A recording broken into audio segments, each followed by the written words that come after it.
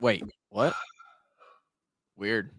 Weird intro to the podcast there. We won't get it on like that. We'll get the podcast on. We'll do a podcast, 40 minutes worth.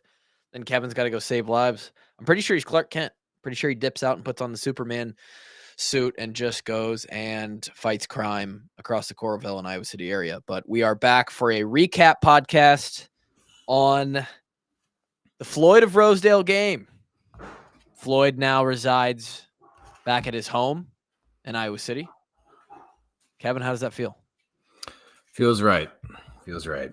Did you participate in any pork consumption today? Oh yeah. Yeah, I had my fair share of bacon on the grill this morning. Love that.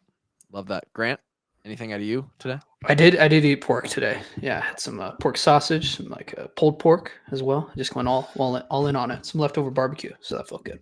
Yeah, bacon for breakfast this morning is the right move, and I saw some people participating on online as well, so it feels good. It wasn't question. It wasn't question. Even Tyler Barnes, I think, I'm not sure what his new title is for the Iowa football team. I think it's like I think he's the GM or something like that because of the way that college football is now. But he tweeted out that that high school meme that says they had us in the first half. Not gonna lie, they had us in the first half, and they did. They did. I'm very, very interested to hear Kevin's thoughts tonight on the defensive adjustments that the Iowa Hawkeyes made, because it was a night and day difference against the Minnesota offense. Maybe it was Minnesota offense that just came out and performed like hot ass. We just got lucky. I don't think that's the case though. We haven't been able to put together two halves of football yet. We have won 3 ball games in which our first half has been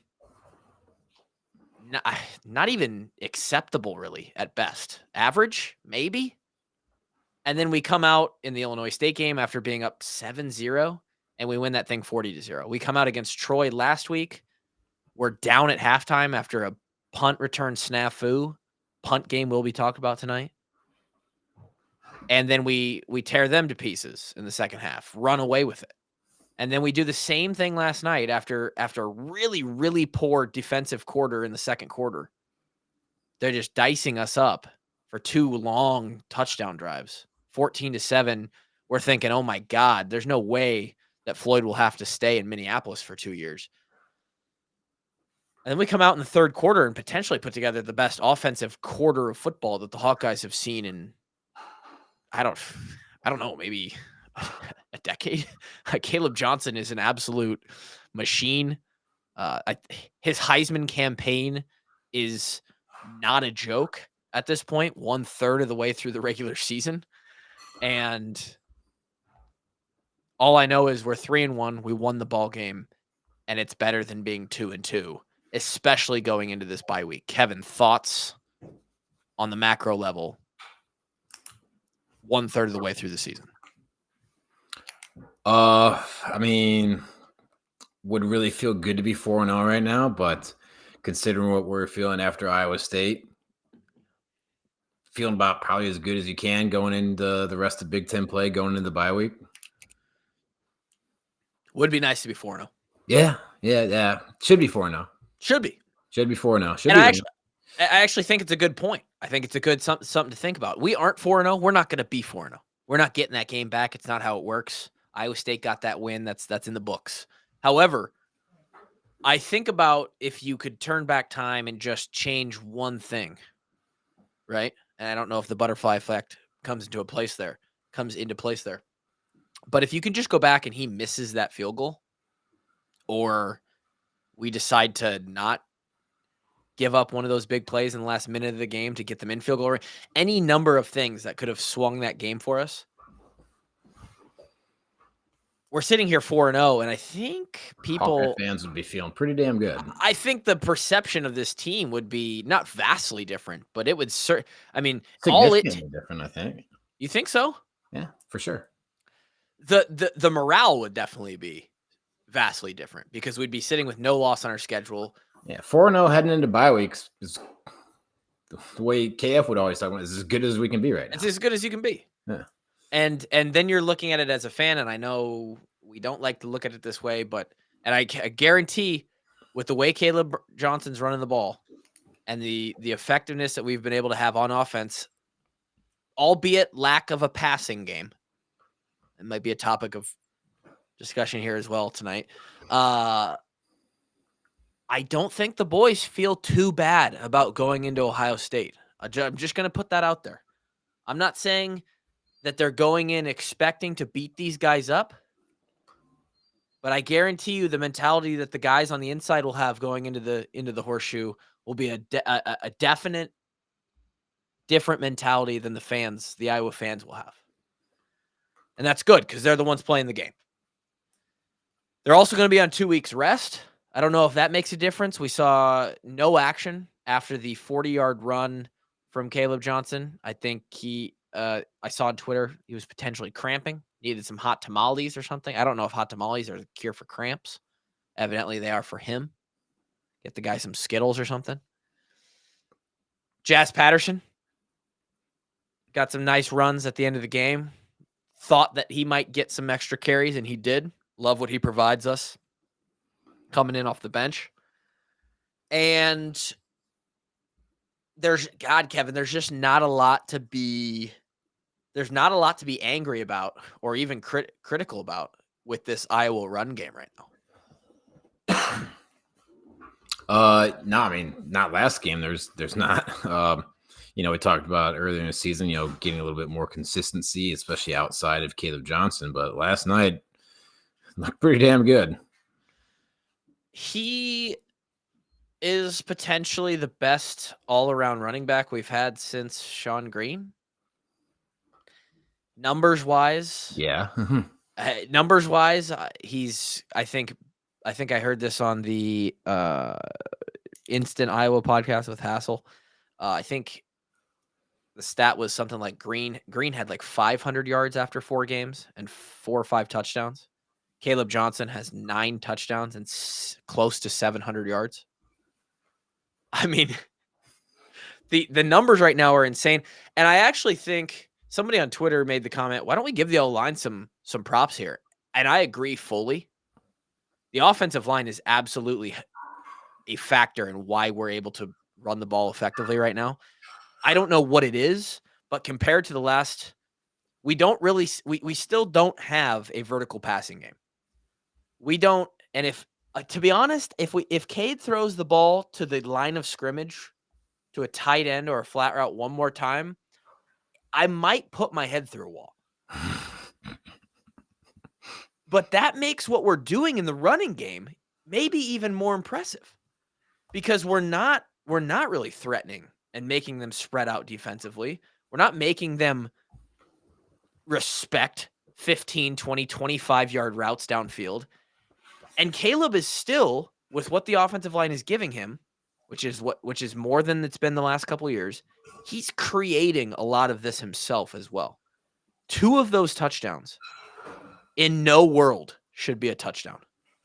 He is bottled, and then he just breaks free. He finds a way. He keeps running hard. He bounces. He stays on his feet. His balance is incredible. It's fun to watch. And I think a bye week is really, really helpful right now because who knows what he was dealing with there at the end of the game. But I'll take 2 weeks for our prize back right now. I mean, and not just him, everybody. And that's another thing that we're going for us. Healthy. Really positive. It's like, yeah, we're healthy. I mean, I'd love to dig into the actual like starters effect. It's hard because there's rotations on wide receivers and D linemen, but I mean your starters that you put out there on the depth chart. I'd love to. I think we're down Seth Anderson still. We haven't had him all year. LaShawn was out this past game. He's had a lot of touches this season. He was just out for this game. Other than that, I think we've got pretty much everybody. Yeah, and I don't know if there's data behind this.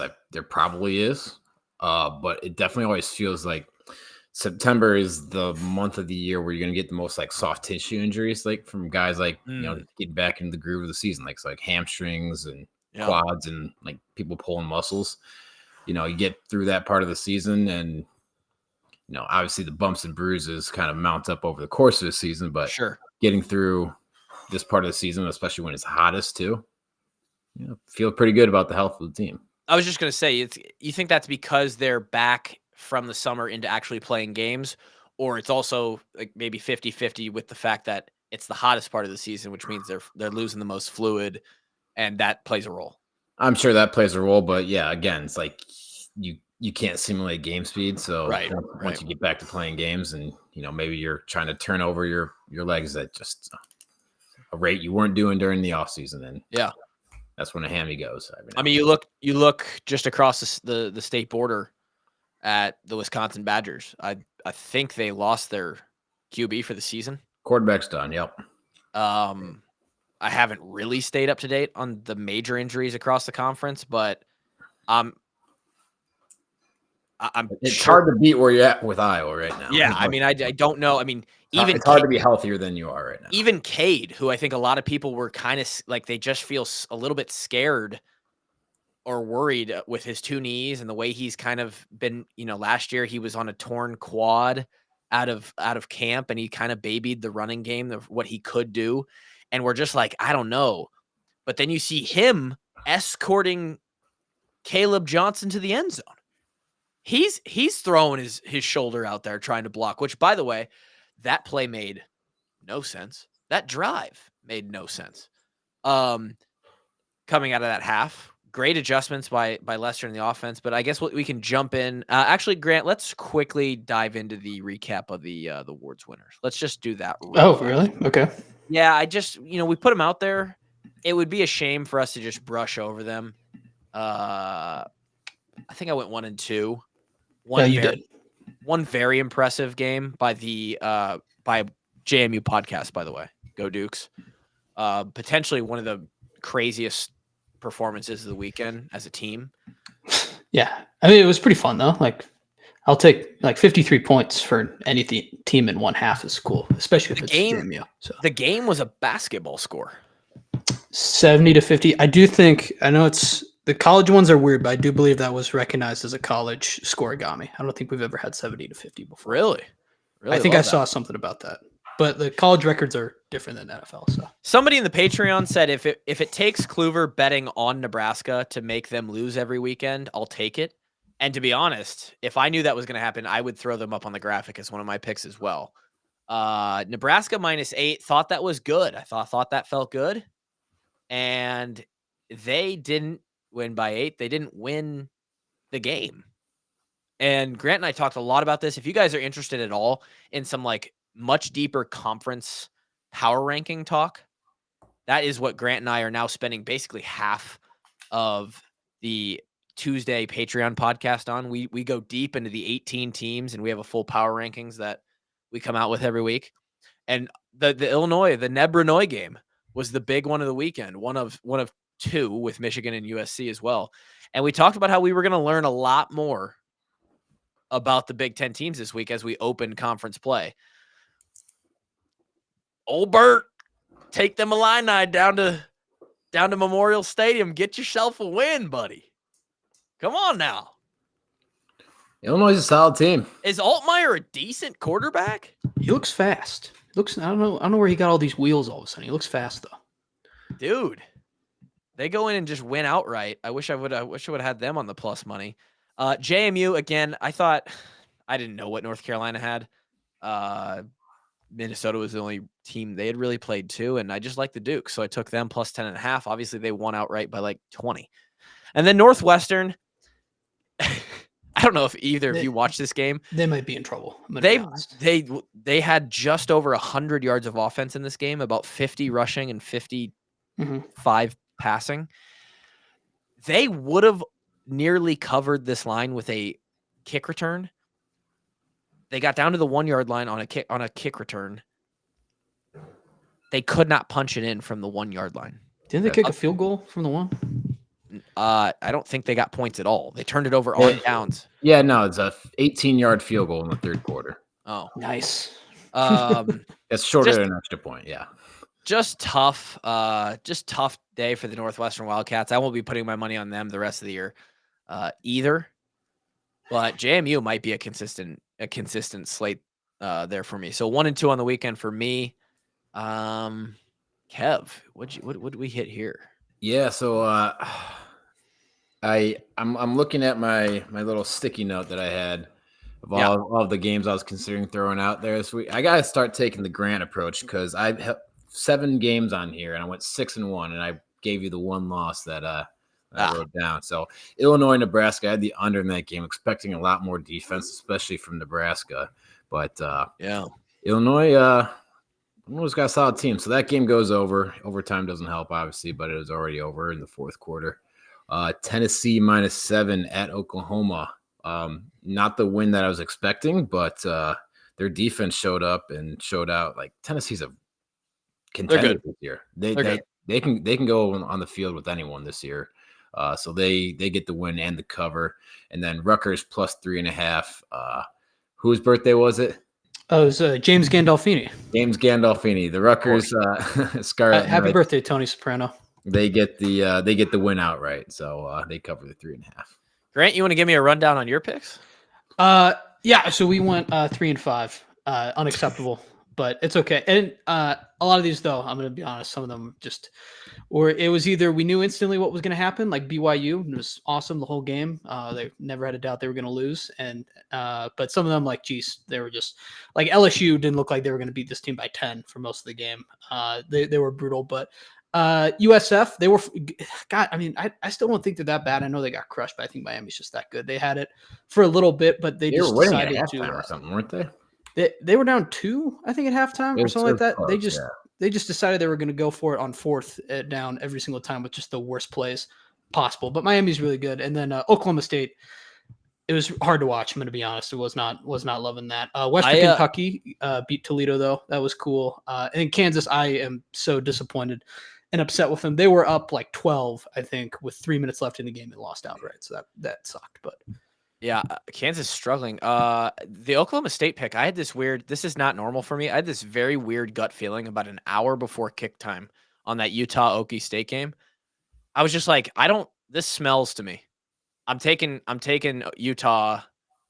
This wasn't on the graphic, but I just did it. I laid $20 on Utah just to win the game outright. And that, I just felt really validated with the way that game played out. So cool.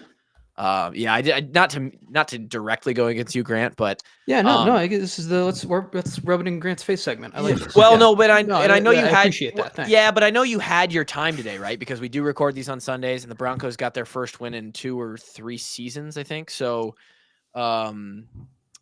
you've had your time to kind of live in today. You guys won by 3 touchdowns. I mean, that never happens. Hey, you know what? This is this kind of slander. I don't know if I appreciate this. All right. I thought we were talking about Ward's winners right now. We're talking about the picks on the graphic. We are. All right. We could bring up Western Kentucky's great win over Toledo, but if we can talk about the Broncos if you want to talk about our great win today. We could, because Josie's no longer on them. I actually don't care. Although Riley Moss, starting cornerback for the Denver Broncos, had a game-sealing forced fumble today. Played great. Oh wow. Yeah, good for the kid. No, I think it was against Mike Evans too. Like it was a legit play. Wow. Yeah. Love that. The biggest takeaway from your graphic, or for this graphic for you, Gary, is that it's really that BYU line, because this means that somewhere some poor guy that runs a Kansas State burner account will now be shoving a burrito, a beefy 5-layer burrito up his ass. Well, I don't know if I can show the footage on YouTube, but there was all I saw was a video of him throwing a burrito in a freezer, and I never saw the results of it. I saw that. I saw that as well. He seems like it appears he's a man of his word. I'm not sure where that actual footage will ever live. You might have to find that on the black web, the dark web. But beefy 5-layer burrito. Yeah, we'll be above 500 though by the end of the season. We're gonna climb back. Yeah, that's the issue is with your strategy is if it works, it works. If it doesn't, you can start to get behind really quick. Well, here's the thing that I'm going to just stick to is that, like, I just like sharing picks. Like, I want people to know what I'm watching throughout the day. And hey, if I share a loser, I share a loser, but I'm not going to hide a winner. That's the key. We're not going to keep anything close to the chest. Speaking of what you're watching, did you stay up and actually watch that UNI Hawaii game? Yeah, I mean, it was on. Yeah, it's on Team One Sports app, which is I don't know why they just refuse to. Hawaii used to be able to like watch it online. You can't pull it up on your computer anymore. It's got to be on the app, which is unfortunate. But Hawaii and UNI, it was kind of fun. I don't know. It wasn't there was better games though. At that time of night? No, it was the only game on. But I'm I was saying gonna- like throughout the week, there's better sure. games. Yeah. Sure. So that's the slate. Follow along this week. Kevin looks great so far. 9-4-1. I'm right about where I've always been, 7-6, and Gary's got some catching up to do, but I trust he will. It's gonna fall back. Don't worry. All right. I'm not even worried a little bit. Kevin, the defense started out on a decent little note. In fact, there was let me see if I can pull up the Lystico quote from a post-game interview with Jay Higgins. And I'd actually like to hear your thoughts on how often this specific situation happens for an individual or player during a game. Let me find it here.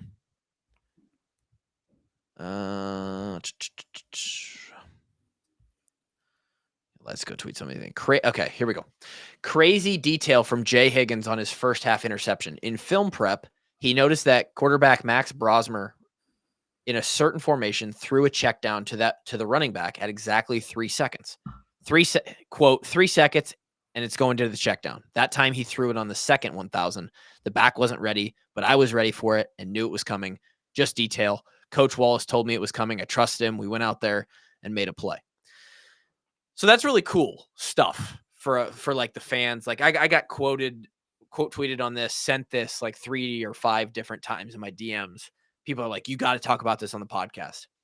I never had to deal with stuff like this because I wasn't making strategic plays. I didn't really have to watch film of the opposing team. How often would you say you see something on film and then in the game it actually happens? There's something like as serendipitous as that, Like and basically. yeah, and it just happens exactly the way you saw it. The player who has watched film all week actually recognizes it and makes a big play. Is that rare, or is this more of a thing you just don't really hear guys talk about? Yeah, you don't normally hear guys talking about it. B, it's not super common. Just from our time, like I'd say maybe 50% of the games, right? A GA or a coach or like, hey, we've got something on this guy. Like when he changes his stance up a little bit or mixes his split up a little bit, you should be expecting this. Or, I remember specifically like Penn State 2017 when the number 3 receiver from the outside would have his outside leg up instead of his inside leg up. That they're running their jet sweep play with to Saquon. It was like automatic. Yeah, I'd say half of the games like somebody's able to pick up on something like that, right? And then only half the time of that does it actually happen in the game where like somebody's able to capitalize on it. Sure. And then half the time that it actually happens in the game is somebody actually able to make a play on it, So it just kind of gets stratified out a little bit. But, every now and then you find like a little pearl that, can change the course of a game. And that was big early on because, I think the question marks on this one were, okay, Minnesota hasn't really played anybody, but you got to play who you play, and who they played, they hadn't given up a single point in I think the last 2 games they played since they played North Carolina to open the season. I think they were giving up 185 yards of offense a game. Which you look at, we put up less than, and Kevin, you talked about this. You said, I don't think we're going to get 420 yards of offense this weekend on our preview episode. We did not. I think we could have if we wanted to. We very much so drained the clock in that fourth quarter. We kind of capped ourselves out at, I think, 340 or 350, somewhere around there. So we actually, we got 100. We almost doubled up Minnesota for what they had been averaging giving up. And this was like a, hey, whose offense is going to be able to get something done here? And we really got a little boost from Jay Higgins when he picks this thing off, kind of a behind the back throw, like he says in the quote. I think we might have got a little help from the sun. When they showed the replay, it looked like he was staring into into like a lava pit, like you just couldn't see. It was bright. It was it was insane. Grant, I think you tweeted about it. I think you're like, I think we got help from the sun on that one. Hey, look, tip of the cap to Jay Higgins too. It takes skill to use the sun to your advantage in a football game as well. So I think that should be credited. Back crosses in front of Jay. Jay kind of recognizes that the ball is out behind him. He sits down and quite literally just kind of like cups the ball and falls to the ground. We get it in our territory and we go capitalize. And that felt good. I think that's confidence boosting for the offense.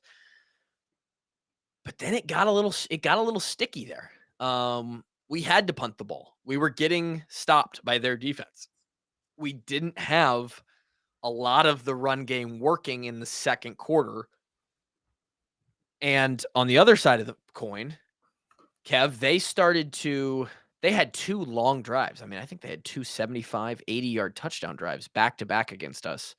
Why couldn't we stop them? What's the answer there, Kev? What was happening there? So like the first drive, I think they had moved the ball, like 20 yards down the field, maybe 30 yards down the field before that big play. Yeah. And, there's nothing really fancy about it. They're just, dink and dunk, finding, taking what we were giving them. And then just I don't know how you call that a catch. We're talking about that first one that was reviewed. Yeah. The first catch right before their first touchdown. I still don't think it's a catch. It's not a fucking catch. It's not. But not just in one way, in 2 ways. One, I don't think he pins it because for a split second he does pin it to his body. I don't think he pins it at the same time that his foot is in bounds. I think it was late. 2, I don't give a fuck if he pins it. He doesn't control it through the act of the entire play. It just falls out of his hands. Yeah, exactly. They talk about, you got to make a football move, have control, and it's like it's never there, right? Actually, I think our guy strips it after he kind of pinned it to his body. Yeah. So he's got it like somewhat on his shoulder, right? And his first leg's down. Maybe you're going to dispute that fact. I think it was, but second foot immediately steps out of bounds and the ball goes flying out. Yeah. Crazy. Brutal call. The fact that they confirmed it is like, did we have the same replay official as we did last year? Like, what the hell? I think we got the same guy. Anyway, so yeah, I mean that's great play by him. Otherwise, we may stop them in the middle of that drive. You're right. That was 3rd and 7, I think, right? So if he doesn't catch that ball, they're punting there. Yeah, and so that got them down to like the 5-yard line, and then the next play their tight end just made like a really good catch over Castro. So I mean, there's one touchdown. What's that? The next drive, the 2-minute drive. Trying to think what happened there. Did we just get a little bit? Oh, we got beat. We got beat on a cover 2 again. Jamari Harris doesn't get hands on him. Just kind of a poor rep on his part. Guy gets straight to the hole on the sideline there in cover 2, and they take advantage. I think we had another 3rd and kind of medium-ish, and we're playing man-to-man, and then they skirt a run for like 20 yards down the field. Yeah. And then on the touchdown, just kind of got out physical there on the perimeter. So they just throw that little the screen pass. Great play call. Fisher kind of gets his ass kicked, and Castro got his ass kicked a little bit. Castro can't get there. Jamari Harris is way late on responding. Poor tackling too, which was so just a bad rep right there. So there was a couple in that first half more so, and we've seen it a couple times in the games previous.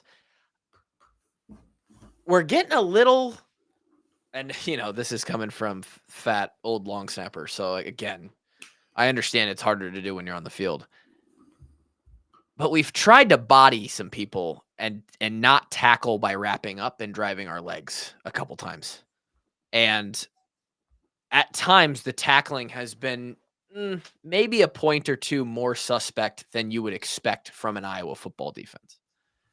And that was a weird play on the edge there, that little screen that they scored the second one on, but still it just feels like maybe we weren't wrapping up, and I don't know. It also looked like we weren't exactly lined up appropriately when the play got started. Like Jamari's talking to Castro, and he's like waiting for a call, and and just like maybe like communication and preparation weren't quite ready in time to snap that play. But yeah, and then we just kind of get out physical there, and we don't respond to the snap. They were certainly bringing it to us. I mean, this is a moment where I think I saw Mason Richmond in the post game say something like, we got in there at halftime and we kind of had to make a decision. We either let them keep bringing it and hitting us in the mouth, or we punch back. And so we decided to punch back. And I think, when you describe it that way, I don't think it's a situation where as a fan, you hear that and you go, okay, well, why didn't you just decide to punch back in the first half? They're kind of using some, cliche terms to describe the flow of the game, but it was one of those moments where it's like, hey, this is Big Ten football. They've got guys too. They're trying to score touchdowns too. We're down 14-7 at half, down a touchdown again. We got to do something. And then something just flipped. And the only thing that I can dissect, Kev, as far as a defensive perspective, obviously the offense came out just like a fire was lit under their ass. I don't know if Tim Lester, just decided I'm going to cook now or what. Kaleb obviously may have decided that too. But the defense started to bring pressure.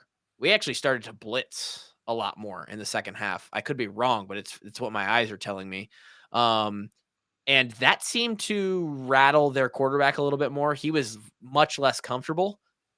And I don't know if the secondary also was playing just better, tighter to their men, but they were not seeing the field. They were not running routes. They were not catching balls like they were in that second quarter. And whatever we did, it worked. Yeah, I mean, we're talking about like 2 drives in the second quarter, and that's really it. Because before those 2 drives, they were doing absolutely nothing, right? You're right. And if you look at the second half, we're down 14-7. We go touchdown. They punt. We go touchdown. They go 3 and out. We go field goal. They go 3 and out. We go touchdown, and the game's over, right? Like we only had to go out there and 1, 2. After 3 stops, the game was basically over. You're right. And that's kind of why it's so much easier to play defense when your offense is playing well, especially when their offense is running the ball and melting clock at too. Because by the time like midway through the fourth, not even midway, like half, like when do we score that field goal? It was right at the end of the third quarter. We go up 24-10 and they go 3 and out. Yep. We respond with a touchdown. Game's over at that point. Yep. It's over. So it's a little bit more of like complementary football is why you saw the defense perform better in the second half. And again, they played well in the first half too, outside those last 2 drives, right? And really outside of Minnesota's drives in the first quarter, you go 6 plays, 21 yards, interception, 3 and out, 7 plays for 28 yards, 3 and out. And then good perspective, actually. And even further than that, Kev, you could say less than 2 drives. You could say 1 big play that shouldn't have been a touchdown, and then the 1 final drive. Yes. So good perspective. There's stuff to clean up, of course, obviously. But and you know what? They're still playing solid defense. I'm sure Minnesota was looking to hit a deep ball like Iowa State and Troy did. We didn't give up any 60-yard touchdowns yesterday, which feels good when you were able to keep those from happening. So good perspective there for Kevin, because you do go into that half and it's 14-7 and you're kind of feeling like shit as an Iowa fan, like, damn, we're getting bullied right now. But if you look at it, it was really a matter of like maybe 10 plays. And it was, other than that, like we're playing pretty decent. We got an interception, which set up our offense. We lacked a bunch of offense in that first half, which probably makes it feel worse. And then, like Kevin said, When your offense plays good, your defense can play better. When your defense plays good, your offense might be able to play a little better. So it's that complementary football that helps people out. Kev, we'll get you out of here early. I appreciate your thoughts on the defense. Thank you for setting us straight, and go save some lives. I'll try my best, but no promises. Okay. Hawks by a million, guys. Good to see you. See you later. We'll catch you later in the week. Yes, sir. Grant. Kluver. Now we can just talk. Now we get to the real talking. All right. Now we got the guy who knows football out of here. Now here's what. Yeah, everyone only comes here to see Kevin, but here's another 30 minutes of the back end of whatever's left. I really do appreciate you having us having you now as like the true just football guy perspective. What was your range of emotions throughout this game? I don't know. It's kind of like it. We are kind of weird because I do think I think you're 100% right. We haven't put together a complete game. Not even close. And you can the first game it's like, okay, we had like Kaleb Johnson, he's sitting out the first half or whatever, and you could make excuses for a lot of stuff, but we're still we're in week 4 now, and I'm sitting there, our defense in the first half doesn't look like they normally do, and as much as I feel like our offense is improved, we're still sitting there, okay, we're down 7 to Minnesota, right, at halftime. I was kind of in a weird spot, I tweeted out, we're just getting the 5th Tony Soprano reference of the podcast, right? But I tweeted out a little clip from the show where he's in the therapist office. He's like, yeah, could I be happier? Sure. Who couldn't? Or yeah, I guess I could be happier. Yeah, now that you asked me, I could. And it's kind of weird. I don't know what flipped around, but the defense, any questions I had about it, I feel like they got it put together. Now, I think Kevin just mentioned too, Minnesota only had 5 possessions in the second half, which if we can keep that for the rest of the series, I'm not a football expert, I'm not a math expert, but if you're telling me that our opponent for the second half of the rest of the season only has the ball 5 times, we should be in pretty good shape. I would have to agree with that. Yeah, it was our defense. I'll take only 5 possessions. Our defense is good enough to get stops at least 3 times out of 5 possessions. I think against Penn State last year in that god-awful 31-0 defeat, I think our defense was on the field for over 100 plays. Not good. And not good. 5 possessions, and I think those 5 possessions may have averaged 4 or 5 plays a possession for them. If they only have to go out and play 15 or 20 plays, boy, they can give a pretty damn great effort for that. And we're going to get some good production out of our defense. I think something that I didn't mention while Kevin was here, and he didn't really play off of it a whole bunch. I tried to get him to say something about the increased pressure that we brought in the second half. We were blitzing more. We were bringing linebackers. We hardly brought anyone at all in that first half, at least to my eyes. And sure, yeah, I think we brought linebackers and they got pressure, but we also, because we were bringing a backer every once in a while, our defensive line started to get pressure as well. I think our D line started to wear on their offensive line, which Kevin mentioned last week that they were huge. I didn't know, or he said they averaged 320. God, they got some towers. Their offensive line right now looks like the Wisconsin offensive lines of our time. Pika, Paul Chris. They're huge, dude. Yeah. It's everybody's 6'7", 320. And I'm not saying this offensive line was anywhere close. They definitely aren't to some of those old Wisconsin offensive lines. But I think, it takes a quarter or 2 or 3 to start wearing down those guys. Sure. And then you've got a D-line like ours, which we're pretty deep. Herkett, Deontay Craig. We got Brian Allen. Yeah. You get Llewellyn in there. We got some guys that'll start. Can we just have a Max Llewellyn appreciation time? Oh, man. By the way, he's had a great past 2 games. Absolutely. Yeah. He's emerging. He's emerging the as a game changer. The whole D-line, by the way, is if there's any position group, I'm going to just be tip of the cap, not really, no notes. It's probably D-line, if I'm just being totally honest. But specifically Max Llewellyn out there, he's hit spin moves and stuff. He looks like he looks like TJ Watt out there. I don't know if he looks that good, but no one really does. When you get pressure like that, that starts to quarterback can't just sit back there and just start picking us apart.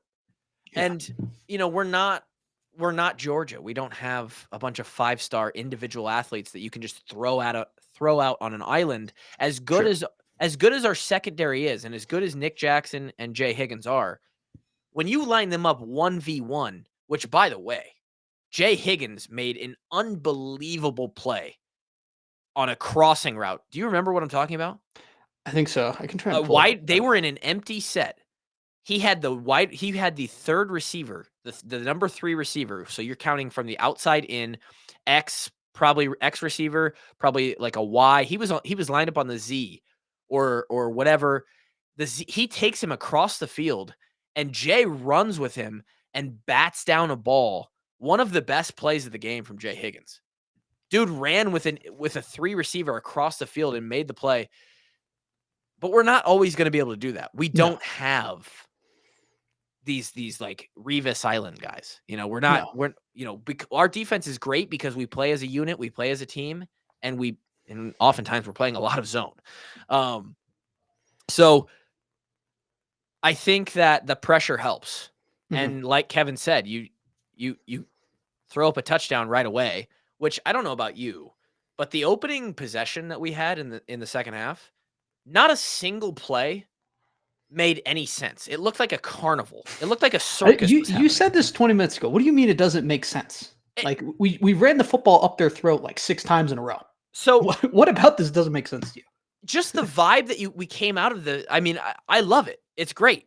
But all of a sudden we can't do a single thing in the first half. We come out, we throw, I think we opened that drive with one of those little play action boots and threw it to like Ortworth or Ostrenga out in the flat. We get like 20 yards.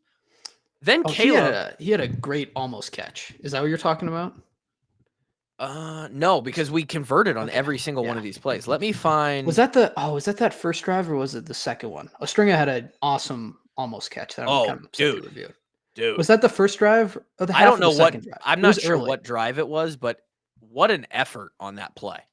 I was like, it's a shame they're going to review this because that was so yeah, cool. I think you made like 3 tweets about it within a minute. I tweet a lot, man. You know, it's how it's cheaper than getting a therapist, so we just let it all out there. I can see that in a lot of people out there. So this here's our first play coming out, our first drive coming out of the half. 5 plays, 67 yards, didn't even take 2 minutes off the clock. Sure. So we return this thing for basically no gain to the Iowa 30. Return for no gain to the Iowa 33. Okay. Whatever. I think that's just the way that they word it on the ESPN website. So yes, we open this drive with a 20-yard pass, kind of a boot to Ostrenga. He runs it down the sideline, 20 yards. Great start, right? We're out to midfield. Kaleb Johnson on the next play, he like bounces out of nowhere. Should have been caught. Like this is one of those plays where he's creating. Like our offensive line isn't always giving us great holes. I think this might have been the play where. Is this where he stepped out of bounds? No, our backside tackle gets absolutely beat across his face. Okay. And Caleb just turns it into something. Then we give it to Jazz for no gain. We pass for incomplete. It's 3rd and 10. And this is the play. We're 3rd and 10 at the Minnesota 15. And everybody on Twitter is like, wow, such a ballsy call here to run the ball. 3rd and 10 in the red zone. And this is the one where like the motion man comes across, blows up a guy who comes through the line. Caleb kind of like goes inside, realizes that the entire defense is just the right side of the formation, just completely runs out and around from the hole he was supposed to hit. Yep. And then and that's when Cade slips up between and just escorts him to the end zone. And it's just like, how about Cade out there lead blocking? How about that's a quarterback right and that's there, what I'm saying. It's like you see this like no energy offense to in the first half. And then all of a sudden we just have an electric 5-play sequence in 2 minutes. And you're like, Minnesota had to be on the sideline feeling like they got smacked in the face. Like what? Yeah, it's that like it's that Homelander meme where he's sitting in the theater and it's all buzzing. Yeah, that hit big with like 12 people who were watching. Okay, I hope it did. Yeah, they had to be so confused. And then we put together like a really nice drive. Again, Caleb just goes to work. At this point, we're absolutely mauling them. I'm not sure if their defense got tired again on this second touchdown. I do think so, a little bit. I mean, Caleb started to pick them apart. Their safeties on this 40-yard touchdown run did not play the run well. One of them fell down. The other took an awful angle and then just got outran. Love seeing on the third possession a 9-play field goal drive. Mhm. We finally got Stevens a slightly longer field goal, and he absolutely poked it. Love to see that confidence. It's good to not kick field goals and just score touchdowns. But I'll tell you what, for the specialist, especially the field goal kicker, when you only kick PATs and you don't get a lot of game opportunities, I mean, we only kicked one field goal here. We haven't kicked a ton of field goals throughout the season. It's good to get out there and get 45, 50 yarders, because then when you really need them and you're in a big game late in the season, Mhm. you'd like to have a couple of those under your belt, and not just be like, oh, I hit a lot of these in practice all the time, but then I just come into the games and kick PATs. So I love that for Stevens. It looked great. It's probably good from 55 or 60. Kid's got a leg. He's showing it on the kickoffs. Yeah. We love to see it. I don't really have a problem with getting a field goal there. Like, I don't think there's anything. Like, in these games, like, most of these, like, our trophy games, honestly, are so close all the time. Like, I'll just take points. Well, and certainly not when you're up a touchdown and Yeah. if we poke this through, we have a 10-point lead. Which We that's talked about it against the Iowa State in the Iowa State game. When we're up Yeah. by 8, we're like 72-3 now in the last 75 Coach games. sees 10 points. He's like, we're going to just sit on this for the rest Well, of the we're gonna and sit I on think this for that's a little maybe bit. what a lot of people thought we might do, but then we come back and we score another touchdown in the next drive. Which, if we're up, I was up 17. I don't know. You have to run the numbers on that, but if I was up 17, I don't know if we've ever lost a game in the. Somebody How much please, were we up against Purdue in 2020? 14, maybe 17. Okay. I would love for someone. Your point is correct, though. If Regardless, somebody could run the math on that, they have a place where they can search that. Please find me the statistics of when Iowa at any point is up 17 points in the KF era. How many of those games end up as an Iowa win versus an Iowa loss? Would love to see the numbers. It's got to be close to, if not 100%, a win rate. while we're on the conversation of kicking, though, can I ask you something? Is you're a specialist guy? Are we gonna shift over to Reese Dakin here? No, we can, because I Okay. could have a Reese point as well. Why does it seem like, and this is across college kicking as a whole, Sure. why does every kick seem to have like a little nice 9-iron like draw to it now? Where it used to be every kicker they aim as straight as possible, but now it Sure. seems like we're playing like a little bit of a draw on kicks. And it's not just Drew. I swear it's every kicker now. Maybe they were doing it more before, but I don't know why. It seems like every kicker has a little draw to their kick. I think Drews are actually generally straighter than most of what you're talking about, but I do know what you're talking about. There's a little bit of a tilt to the ball. When you tilt that ball, the way the wind resistance hits it makes it draw. Right. So just because of the way it's shaped. So a lot of this is just how they like it on the ground, like how it's placed. Miguel Racinos used to like the ball tilted damn near at a 45-degree angle to the side, not just back, but to the side. He actually liked it like straight up and down or forward. So a lot of these kickers just have a quirky way that it comes off their foot and it feels good. And I don't know, maybe just a lot of them right now, just the way they're setting it up. Okay. It's coming in. It's coming in with a little bit of curve to it. Because I was watching with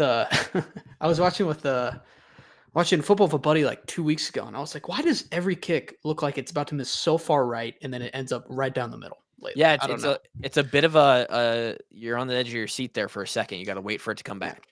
Reese, though, I was very nervous because I feel like I want to take a little bit of I'll put my hand up and I'll say I think I might have jinxed him a little bit, because against Iowa State he had a beautiful, beautiful punt to start the game. Sure. And then afterwards, this is a conversation from 2 weeks ago. Yep. Talked about punt, it wasn't there.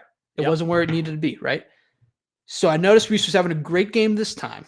Fantastic. And I wanted to just tweet out as many rockets as I could, like nuclear missiles, whatever you want. But you held back. I kept it to myself. Love that. Because I didn't want to jinx them. Because the Hawks need you, Grant. They don't not need me. Now, how did you feel watching this? Because I felt like it was noticeably better. It wasn't just noticeably better. It was significant in this game. And, we talked, again, like you said, 2 weeks ago, this kid was averaging, after 2 games, 39 yards a punt. And I heard on that Instant Iowa with Hassel, the number of net yards. So not just how far he's kicking it, but then you have to factor in how much they return it too. Because if we kick it 60 yards, but the guy returns it 25, that offense doesn't have to deal with that 25 yards a returner just got him. So sure. The net is really what we care about. And I think Reese's net was something like 35 yards average coming into this game. We averaged 49.6 yards a punt, and they didn't return a single one of them. So this tells us two things, right? One, this is what I've been expecting. We've seen the clips of him punting over in Australia or whatever, or whatever the offseason clip of him in the summer. Yes. He's hit it 55, 60 yards. The kid can punt the football. He can smoke it. He can hit it for hang time. But when there's no returns, you know that he's got the good hang. I'm sure all the last couple weeks, the last week specifically, since he hit the low one, 3.3 second hang time, and the kid returns it down the sideline, net doesn't get touched.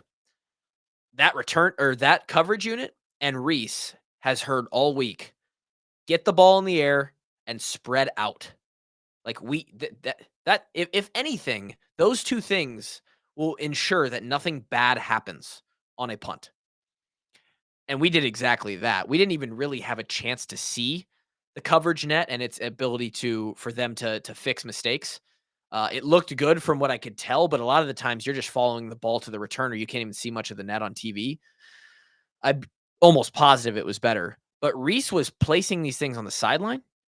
They were going 50 yards, and we were getting no returns. If you now do the math on that, Grant, his average was 35 net. For this game, we netted 49 average. We had 5 punts. That's a difference of 14 yards a punt from his average to what we did in this game. That's 70 yards. Why is that? Why the change though in just a week? Like, do you think it was just like he's more comfortable now that there's Division I players running at him, or what is One thing that I think matters a lot is not matters a lot. I think there was likely a weight lifted off his shoulders this week if I know Coach Woods, the way he coaches a guy, he told the guy, "Hey, let it rip, young fella." They're like, we know you can do it. You're here for a reason. You're the starter for a reason. Let it rip.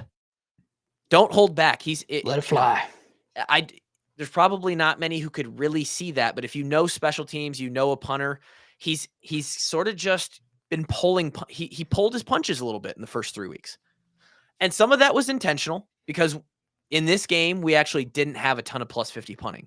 He was backed up, and he had the freedom to just absolutely kick 120%, kick it as far as you can because it's probably not going to be a touchback. He has had to deal with some some closer fields, some chip shots in the previous games. But the kid just let it fly. He didn't hold back. He hit good balls, obviously. He was hitting turnovers. He hit it great in the air. But again, I think mentally, after you have a game where it can't get much worse than that punt that they returned. At that point, you're now like, okay, fuck it. There's nothing to lose. I just got to trust myself and let it go. And I think that's what we saw. I also think at this point in his career, every game is like such a large percentage of his career that he's played. Yeah. Like game 1 was 100% of his career. And not just as a college football, like as a football player. Correct. So now going from 3 games played to now this is my 4th game, he's now increased the amount of time he's played football in a real game situation by 33%. So he's in this stage of the S curve of growth, where in the beginning you just have this massive growth every time you're on the field, every game that you play. And that's exciting because if we can get him to,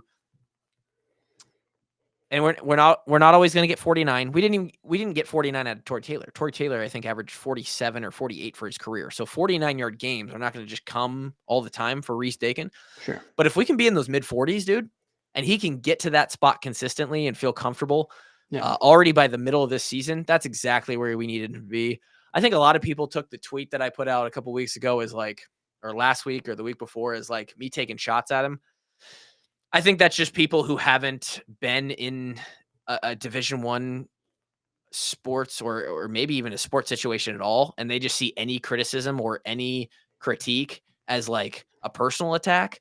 Because trust me, there were some harsher words said on the inside of that building. There are to everybody when you don't perform up to what you're known you can do, especially when you know you can do it, when people know you can do it. It's like, hey, buddy, we know you got it. Just figure it out.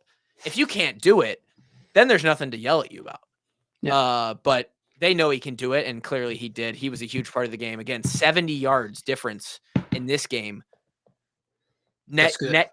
I mean, that's 7 first downs It's pretty that big. you're adding on to the Minnesota offense to have to before they even equate to where it would be if we were just hitting his average. So that's huge. And we really didn't need it. So love it out of him. Several inside the 20 from deep. And the no returns thing is huge too. So we'd love to see that out of Reese. I was checking the stats here. After this game, obviously we didn't. This is, I think, our lowest total. We might have actually had less yardage in the Iowa State game, but I'm not sure. I think it was like right around 400. Iowa now averaging just under 400 yards a game, 398 yards a game. That's good for 73rd in the country. And arguably, I think this Minnesota defense is pretty decent. I mean, you look at the rest of the schedule, I think they're in the top half for sure, maybe the top third of the defenses that we're going to see in the remaining schedule. Sure. And we've played Iowa State too, and I think they're probably in the top half or top third of defenses that we're going to see. Like the schedule just isn't heavy with crazy amounts of, and I actually think that coming into this year, there was like a stat that Iowa played like the hardest defensive schedule. Their offense was going up against like the cumulative hardest defense. I just don't think that's maybe the case. But certainly Iowa State and Minnesota, two of those teams. So I think we have a chance to sit right around the 73rd in the country number. Like, I'll take that. That's damn near. That is damn near cutting it in half, which is what Tim Lester said in his summer interview with Leistico.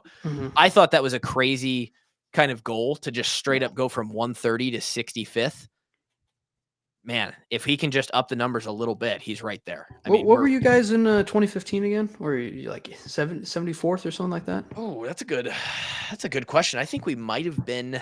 We've done this before. So I think we might have been. I think we might have been in the 50s. I think we were 56th. Really? Okay. Yeah. So, but that's all we need. Defensively, actually, is what I wanted to bring up next. I want to see where the Hawks are. I think we entered this game somewhere around 40th. Total defense? No way. We've got to be up there higher than that. Yeah, there we are. Now sitting 26th in the country. Again, that's not top 10 like we have been the last few seasons, but we had a before you're in conference play too, a lot of the stuff's not adjusted. Like you got a lot of like 70-3 blowouts. Well, and that's the thing is a lot of these teams, when they get into the conference, that number is going to significantly change, where Iowa kind of allows the same amount in conference as they do out of conference. So like all those stats are going to change here in like 3 weeks. And quite honestly, even if we stayed at the exact number we're at right now, that's all you can ask. We're allowing 273 yards a game. So there's nothing to be mad about there. I think last year we were like 5th in the country. We allowed like 250. So it's a difference of like 30 yards or something like that. That's where we're at. You got to feel good about it. The pig is back home. That's a huge thing. The pig's back home. It's confidence going into the bye week. We're healthy. Yes, we have a huge opponent on the schedule, but you want 2 weeks to prepare for that, and we've got 2 weeks. I think at this point, G-Bone, and you tell me from a fan perspective, but now there's been a lot of swaying of emotions with the bad halves, bad games, good games. I think as it sits right now going into the bye week, as a fan, you can feel good that sure, Ohio State's going to be a tough one. There's a better than not chance we come out of this next game and we're 3-2. But after that, you feel like you got a decent shot in every single game left on the schedule. Oh, 100%. Yeah, I think when you're looking, like, I mean, you watch these other Big Ten teams, like, I mean, like UCLA, I'm not like, still not crazy impressed with. Washington, I know they just pounded Northwestern, but like, I don't think they're anything we can't handle. Like outside of Ohio State, I'm not really sure there's a team that we would be like that we don't have a chance to win against. And even with Ohio State, like I think, like we said before, you got to just like the goal is like cover a spread and like be close and try and win. Like you can still win. Like yeah, the goal in that game is to get to the second half with it being a 1-score game. Yeah, and which like Ohio State too, they've come out of the, and they do this every year against the like 3 non-conference opponents, but they've come out a little bit slower. Sure. They make mistakes, like they're muffin punts and stuff. Like it's not impossible. Like they're not like they're human. I mean, You get them in a ball game in the second half, and the defense starts to play one of their. Imagine this. Like I said, we haven't put together a complete game yet. If we do put together a complete game, and we get into the second half, and it's 14-7 against Ohio State, and all of a sudden Iowa comes out and makes it 14-14 early in the third quarter, those Buckeye buttholes will start to tighten a little bit. Look, here's the thing too, and I know, and we'll get into this more in 2 weeks when that game's actually here. Yeah, for sure. But when we get to Ohio State, we're going to be easily the best team that they've played all year. We're off a bye week, and then I know you guys don't believe in look ahead games, but they go to Oregon next week. They do. Which, if there was ever look ahead time, it would be there. So Sure. I'm just going to throw that out there, and you do with that information as you will. I'll pocket it, and we'll simmer on it a little bit, and then we'll bring it back up in about a week and a half. Can I just mention something? It's not even Iowa related, but I don't know when else it'll ever come up. Yeah. That punt that the Illinois punter had at the end of the game with like 20 seconds left was one of the most beautiful punts I've ever seen. I feel like no one appreciated it because there was like no time left in the game. But that was a 60-yard missile that got like, it was like Rory McIlroy with his 8-iron right next to the pin, no movement after it hit the ground. Beauty. Yeah, there's a lot of punts that happen like that across the country. A lot of kicks, a lot of special teams plays that happen like that across the country every single weekend. And I'm glad you bring a little bit of light to it, Grant, because I'll never cut down an opportunity to just shed some light on the specialists. Actually, I got it right here. We're gonna. Absolutely, because this is look at how good this punt is. Punt. We'll punt it away. Oh man. Garcia Castaneda. Oh, what a bounce! Oh, you talk about a. Look at how good that punt is. Oh baby, bring that baby. Oh baby, bring that baby home. Look at that. I love these Illinois helmets too. I don't get why they don't always. I actually like those helmets as well. And hilarious, by the way. I think it was Tim Brando who signed off that game by saying huge upset, 24-22. People were making fun of him. Huge upset. The Illini. Well, this is too. I already got to deal with the announcer, like glazing or whatever you want to call it for Patrick Mahomes all the time, right? Yep. If Dylan Rolla, I don't got anything really against him. Like he's just an 18-year-old playing some football. If he wants to do the Patrick Mahomes cosplay thing, do it. Whatever. Who cares? If the announcers are good, if that also involves the announcers are gonna like just be like honestly to his detriment, like overreacting to this dude all the time. We're gonna have a lot of games on mute. It's gonna hurt. It's gonna hurt for sure. Yeah, and it's like Dylan Rolla played a great game. He's a good player, but they're doing this thing where they're like he's a true freshman. He's allowed to make mistakes. Sure, like it happens. We don't have to spin zone everything that he does into like, oh, look at how great this mistimed throw was. Like he's allowed to make mistakes. He's still he's a true freshman. Right. He's allowed to do that. Put a little put too many expectations on him. It could hurt it. Yeah. Anyway, thank you guys for showing up to the Recap podcast. Jesus Christ. Thank you guys for showing up to the Recap podcast. Hopefully you feel good. You feel fresh about Floyd being back in the building and us going into the bye week. You'll still have, if you're a Patreon member, patreon.com/washuplocons, Tyler and Gary taglines this week on Tuesday. You're hearing I'm this. Excited. I'm excited. I'm so excited. I'm very excited for that because there's a lot of college football to talk about. We just got a lot. Let's dive into Wednesday. I don't know what's going to happen because David last week told me they get the coordinators this week, but it might be later in the day. So, and we don't have a game to preview this week. So the Wednesday episode with Eichholt might be the Thursday episode this week, and we might just not do a Wednesday pregame because there's no game to preview. And then Friday will be your 5-10-5 show with Coach Lima. Again, no game to recap, but I'm sure we could do a smaller recap episode just from the Big Ten in general next Sunday. You got some. I think Alabama's playing Georgia on Saturday too. Like there will be some football talk. Yeah, there's plenty to talk about. I just don't know if we'll do a preview episode because those are already kind of. You'll get most of the college football talk this week if you're a Patreon member on the Tagline Show. Anyway, thanks for being here. We'll see you at those times this week.